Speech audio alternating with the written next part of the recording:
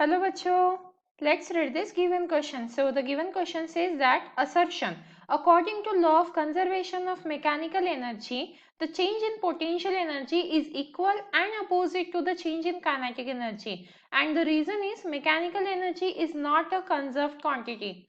तो देखिए बच्चों, दिया हुआ क्वेश्चन जो है वो हमारा law of conservation of mechanical energy पे बेस्ड है। अब उसमें असर्शन ये कहा गया है कि जो हमारा law of conservation of mechanical energy होता है वो क्या होता है, change in potential energy is equal and opposite, मतलब नेगेटिव साइन। तो यहाँ पे क्या बोला जा रहा है कि डेल्टा यू जो क्या रिप्रेजेंट करता है, change in potential energy is equals to minus delta K E, मतलब चेंज इन काइनेटिक एनर्जी। तो ये हमें असर्शन दिया है और इसके लिए रीजन हमें दिया है क्योंकि मैकेनिकल एनर्जी कंजर्व क्वांटिटी नहीं होती है, इसीलिए ये वैलिड है। इस तरीके का हमें यहाँ पे क्वेश्चन दिया है। अब हमें फाइंड आउट करना है कि ये ट्रू है या फॉल्स है।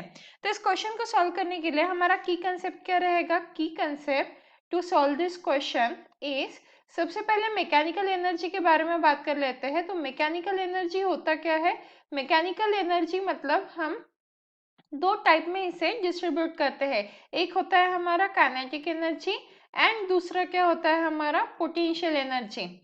तो इसे अगर हम ऐड कर दें, मतलब kinetic energy plus potential energy करें तो हमें क्या मिलती है, टोटल एनर्जी। तो ये सभी चीजें किस में आती है, हमारी मैकेनिकल एनर्जी में आती है। अब देखते हैं हमारा असर्शन और reason.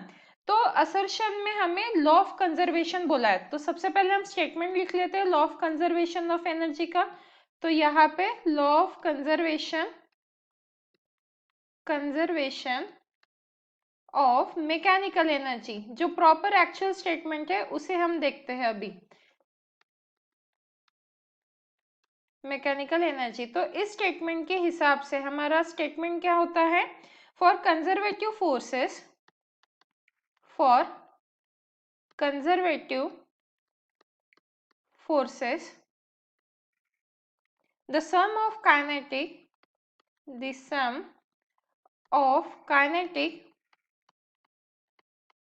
and potential energies, the sum of kinetic and potential energies at any point remains constant throughout the motion, remains constant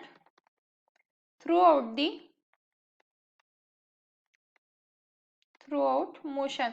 मतलब यहाँ पे हमें क्या कहा जा रहा है, मान लीजिए कोई पार्टिकल है जो रेस्ट से कहा जा रहा है मोशन में जा रहा है, तो ये जो प्रोसेस है पूरी, इन सब में जो हमारी टोटल एनर्जी है वो क्या रहेगी, कांस्टेंट रहेगी। काइनेटिक एनर्जी और पोटेंशियल एनर्जी भले ही चेंज हो सकती है, जैसे कि रेस्ट में है तो यहाँ पे तो काइनेटिक एनर्जी 0 रहेगी और पोटेंशियल एनर्जी क्या रहेगी, मैक्सिमम रहेगी। अब धीरे धीरे वो मोशन में कन्वर्ट होगा तो काइनेटिक एनर्जी की कुछ वैल्यू आएगी और पोटेंशियल एनर्जी हमारी डिक्रीज होते हुए जाएगी। बट अगर हम टोटल एनर्जी की बात करें, जो टोटल एनर्जी हम कैलकुलेट करते हैं kinetic energy plus potential energy से, तो ये जो टोटल एनर्जी है वो कांस्टेंट रह रही है। पर वो कब रहती है, जब फोर्स कंजर्वेटिव होता है। अब कंजर्वेटिव फोर्सेस मतलब ऐसे फोर्स जिनके वजह से कोई भी लॉस नहीं हो रहा है एनर्जी में। जैसे अगर फॉर एग्जांपल देखें तो ग्रेविटेशनल फोर्स की वजह से कोई भी एनर्जी का लॉस नहीं होता है, तो ग्रेविटेशनल फोर्स को हम कंजर्वेटिव फोर्सेस कह सकते हैं। वही नॉन कंजर्वेटिव फोर्सेस मतलब हमारा आ जाता है फ्रिक्शनल फोर्स। तो फ्रिक्शनल फोर्स की वजह से लॉस ऑफ एनर्जी होता है, तो वहां पे हम लॉ ऑफ कंजर्वेशन यूज नहीं कर पाते हैं। तो लॉ ऑफ कंजर्वेशन किस लिए वैलिड है, सिर्फ और सिर्फ कंजर्वेटिव फोर्सेस के लिए। और थ्रू आउट द मोशन जो हमारी टोटल एनर्जी है वो क्या रहेगी, कांस्टेंट रहेगी। अब देखिए यहाँ पे हम क्या कह रहे हैं, अकॉर्डिंग टू दिस लॉ कि टोटल एनर्जी क्या है, कांस्टेंट है। तो हमने अभी जस्ट इक्वेशन देखी, kinetic energy plus potential energy is equals to total. तो यहाँ पे kinetic energy plus potential energy is equals to total energy मिल रहा है, जिसे हम क्या लिख सकते हैं, कांस्टेंट लिख सकते हैं, कांस्टेंट। पर अब अगर हम चेंज देखें तो काइनेटिक एनर्जी में चेंजेस होंगे, जैसा कि मैंने यहाँ पे एक्सप्लेन किया कि पहले काइनेटिक एनर्जी 0 थी, पर जैसे ही पार्टिकल मोशन स्टार्ट करेगा तो काइनेटिक एनर्जी इंक्रीज होगी और वही पोटेंशियल एनर्जी जो रेस्ट पोजीशन पे मैक्सिमम थी वो अभी डिक्रीज होगी। तो काइनेटिक एनर्जी में भी चेंज आ रहा है एंड पोटेंशियल एनर्जी में भी चेंज आ रहा है। तो ये डेल्टा क्या रिप्रेजेंट करता है? चेंज। तो टोटल एनर्जी में चेंज आ रहा है क्या? नहीं, टोटल एनर्जी में कोई चेंज नहीं है क्योंकि टोटल एनर्जी हमारी क्या है? कांस्टेंट है।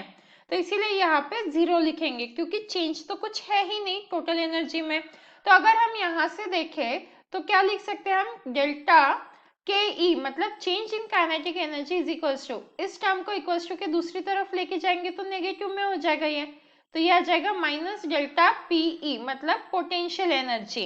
या हम वाइस वर्सा भी लिख सकते हैं कि डेल्टा पीई मतलब change in potential energy is equal and with minus sign of kinetic energy. मतलब जो हमें असर्शन दिया है वो हमारा परफेक्ट है, यही हमारा law of conservation of mechanical energy होता है। पर वही रीजन में अगर हम देखें तो हमें बोला गया है कि mechanical energy is not a conserve quantity.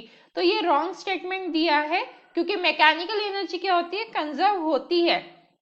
तो यहाँ पे हमारा फाइनल आंसर क्या आएगा कि हमारा असर्शन ट्रू है बट जो रीजन है वो फॉल्स है। And hence the final answer for the given question is option C. Hope you understood it well. Best of luck.